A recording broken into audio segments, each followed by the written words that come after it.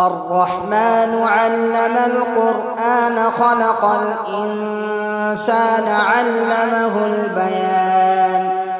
الشمس والقمر بحسبان والنجم والشجر يسجدان والسماء رفعها ووضع الميزان ألا تطغوا في الميزان وأقيموا الوزن بالقسط ولا تخسروا الميزان والأرض وضعها للأنام فيها فاكهة والنخل ذات الأكمام والحب ذو العصف والريحان فبأي آلاء ربكما تكذبان خلق الإنسان من صلصال كالفخار وخلق الجان من مارج من نار فبأي آلاء ربكما تكذبان رب المشرقين ورب المغربين فبأي آلاء ربكما تكذبان مرج البحرين يلتقيان بينهما برزخ لا يبغيان فبأي آلاء ربكما تكذبان يخرج منهما اللؤلؤ والمرجان فبأي آلاء ربكما تكذبان وله الجوار المنشآت في البحر كالأعلام فبأي آلاء ربكما تكذبان كل من عليها فان ويبقى وجه ربك ذو الجلال والإكرام فبأي آلاء ربكما تكذبان يسأله من في السماوات والأرض كل يوم هو في شأن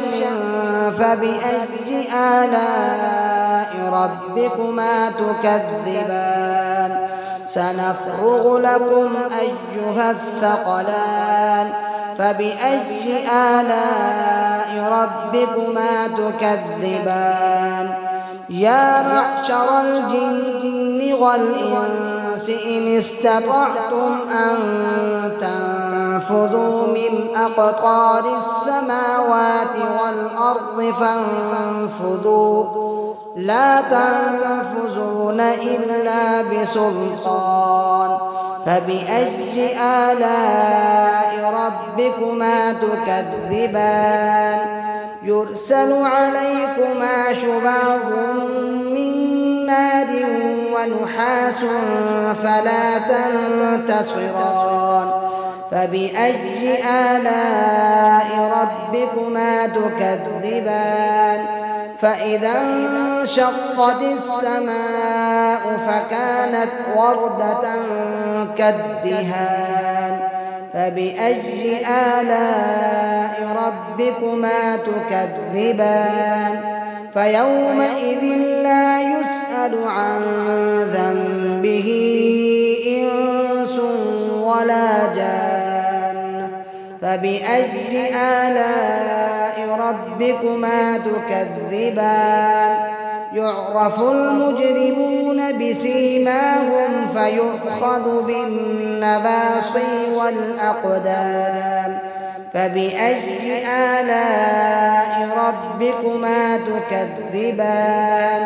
هذه جهنم التي يكذب بها المجرمون يطوفون بينها وبين حميم آن فبأي آلاء ربكما تكذبان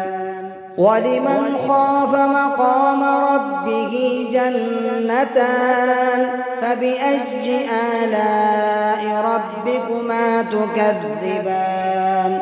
ذواتا أفنان فبأي آلاء ربكما تكذبان فيهما عينان تجريان فبأي آلاء ربكما تكذبان فيهما من كل فاكهة زوجان فبأي آلاء ربكما تكذبان متكئين على فرش بطائنها من استبرق وجنى الجنتين دان فبأي آلاء ربكما تكذبان فيهن قاصرات الطرف لم يطمثهن إنس قبلهم ولا جان فبأي آلاء ربكما تكذبان كأنهن الياقوت والمرجان فبأي آلاء ربكما تكذبان هل جزاء الإحسان إلا الإحسان فبأي آلاء ربكما تكذبان ومن دونهما جنتان فبأي آلاء ربكما تكذبان مدهامتان فبأي آلاء ربكما تكذبان فيهما عينان نضاختان فبأي آلاء ربكما تكذبان فيهما فاكهة ونخل ورمان فبأي آلاء ربكما تكذبان فيهن خيرات حسان فبأي آلاء ربكما تكذبان حور مقصورات في الخيام فبأي آلاء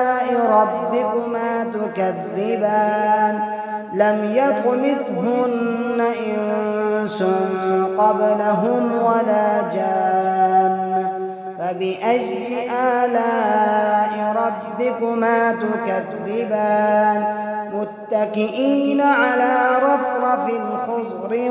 وعبقري حسان فبأي آلاء ربكما تكذبان تبارك اسم ربك ذي الجلال والإكرام